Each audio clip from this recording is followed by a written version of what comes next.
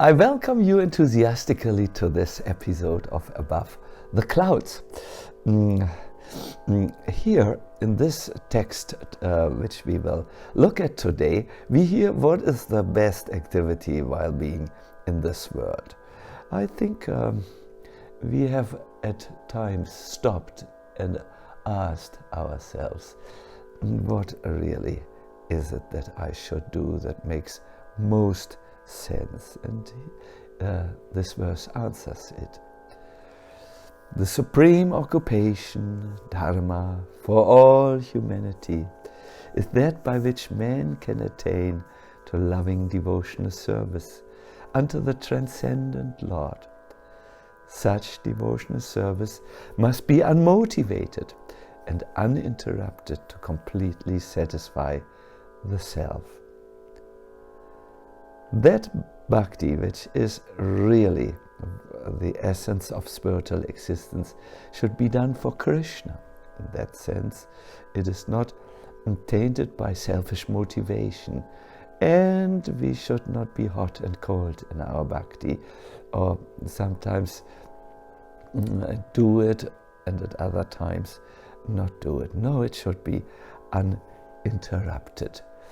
There is this question which comes up for everyone who comes to bhakti. Is this really a responsible life? What, for instance, is with my responsibilities towards parents or the society in general, and so on?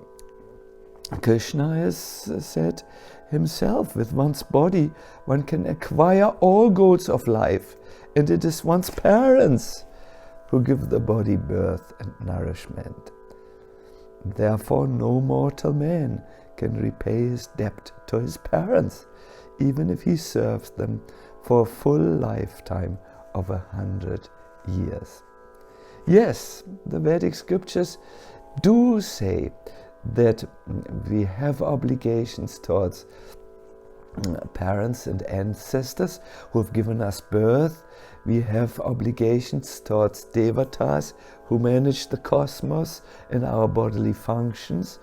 We have also obligations towards those who came before us and gave us wisdom, the rishis, etc.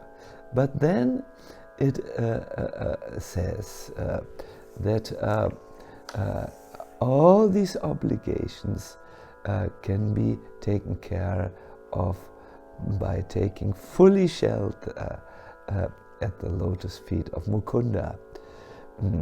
Because it is Mukunda who offers shelters to all. In this way one is not indebted to the devas, the demigods, the rishis or great sages, the Buddhas, ordinary living entities, relatives, friends and mankind, and so on.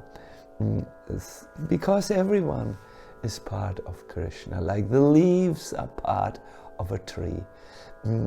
By giving water to the root of all, that is the Lord, one can take care of all these other associated parts. The Bhagavatam teaches us, sometimes with sweet realizations, sometimes with heavy insights, how to take such shelter. In this way, the Bhagavatam prepares us for an eternal life, a timeless life. Srila Prabhupada says, actual life is spiritual existence, or Brahma Bhuta existence, where life is eternal, blissful, and full of knowledge. When Shukadev Goswami got ready to speak the Bhagavatam to Parikshit Maharaj, the devatas came from the heavenly planets and offered Parikshit Amrita, or the nectar which would make him deathless. They said, there's only one condition. Let Shukadev come with us to the heavenly planets and let him speak the Bhagavatam there. You don't have to worry now, we give you a pot of the nectar of immortality. But after thinking about it, the sages and Parikshit came to the conclusion that the Bhagavatam cannot be given in exchange for anything, not even deathlessness, because it prepares us to be back with Krishna. We are reminded of one great relisher of Krishna Katha, the great King Kula Shekar, who understood that the highest goal and the highest occupation is not of this world, it is devotional service. And although he was a king with many responsibilities, he was very devoted to the Lord. He would regularly hear the narrations of his pastimes. There was a Brahmana who regularly recited the Ramayana to King Kula Shekar. And the Brahmana could see that the king easily became highly emotional. One day, after hearing about Lord Rama, how he single-handedly fought with Kara, the king quickly jumped on his horse and rode in full gallop about 6 miles away from his palace to help King Ram. Finally, the devotees brought him back to his capital. So because of seeing that King Kula Shekar valued spiritual topics about everything else and became highly inspired by them, the Brahmana avoided discussing some of the pastimes that would again incite the king, like kidnapping Sita. Now one day he was ill and he sent his little son to continue the recitation of Ramayana before the king. The young boy had not heard about the nature of the king, and so he recited the narration of the Bhagavatam where Ravana kidnapped Sita.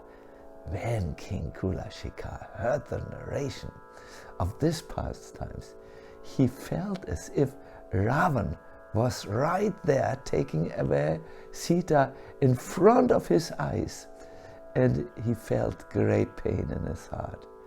He angrily unsheathed his sword and shouted, "Kill him! Kill him!" as he rode again with his horse into the forest.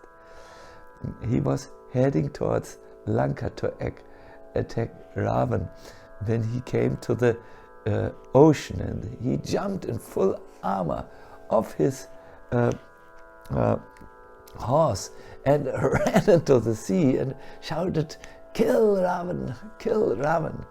And Ram, I'm coming! Ram, I'm coming!" When Ramachandra heard how Kula Shekar was so absorbed in bhakti to him, he appeared together with Sita right in front of the king. He came rowing in a boat and took Kula Shekar, who was actually drowning in the ocean in his heavy armor, on top of the boat, and he said, "I have already dealt with Ravan. He has received his deserved result from his lowly act. Now, please return home." When Kula Shekar heard these soothing words, the pain in his chest vanished, and he got back his life by the darshana of his Lord. Then he could return to his capital. I'm telling this story to alert all of us that this world, with all what it has to offer is really something like a very engaging dream. Yes, we have to act properly in the dreamlike existence and observe the rules of dharma. But all this becomes secondary the moment we wake up from the dream of material existence and become fully engaged in the in bhakti. Vishnupuri says, wear the Bhagavatam around the neck, place it into your house and wear it on your chest. With this, he wants to say, recite the Bhagavatam regularly. When he says place it in the house, he wants to say establish its teaching in your heart. And when he says you should carry the Bhagavatam on your chest, he says apply the teachings in your life. In this way, we can wake up from the dream of material existence and enter into the spiritual existence or Brahma Bhuta existence, where life is eternal, blissful, and full of knowledge. I thank you very much and see you very soon for the next Above the Clouds.